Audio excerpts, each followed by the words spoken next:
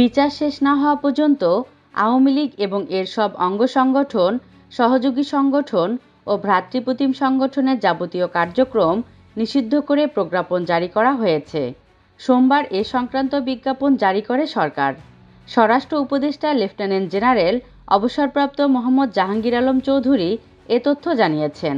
Senior সচিব নাসিমুল গনি স্বাক্ষরিত প্রজ্ঞাপনে বলা হয়, 2009 সালের 6 জানুয়ারি সরকার গঠনের পর থেকে 2024 সালের 5ই আগস্ট ছাত্র জনতার গণ অভ্যুত্থানের মুখে ক্ষমতাচ্যুত হওয়া পর্যন্ত বাংলাদেশ আওয়ামী লীগ এবং এর সব অঙ্গ সংগঠন, সহযোগী সংগঠন ও ভ্রাতৃপ্রতিম সংগঠন বিরোধী রাজনৈতিক দলগুলোর সদস্য ও ভিন্ন মতের মানুষের ওপর হামলা, গুম, খুন, হত্যা, নির্যাতন ও ধর্ষণ সহ বিভিন্ন নিপীড়নমূলক ও সন্ত্রাসী কর্মকাণ্ডের মাধ্যমে সারা দেশে ত্রাসের রাজত্ব কায়েম করে।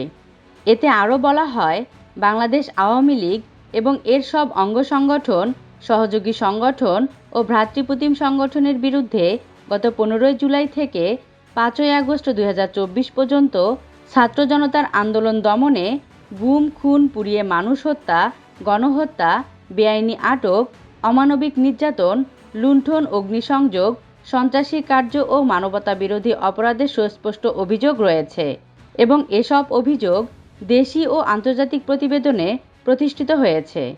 যেহেতু উল্লেখিত অপরাধগুলোর অভিযোগে বাংলাদেশ আওয়ামী লীগ এবং এর সব অঙ্গ সংগঠন, সহযোগী সংগঠন ও ভ্রাতৃপ্রতিম সংগঠনের নেতাকর্মীদের বিরুদ্ধে আন্তর্জাতিক অপরাধ ট্রাইব্যুনাল এবং দেশের ফৌজদারি আদালতে বহু সংখ্যক মামলা বিচারাধীন রয়েছে।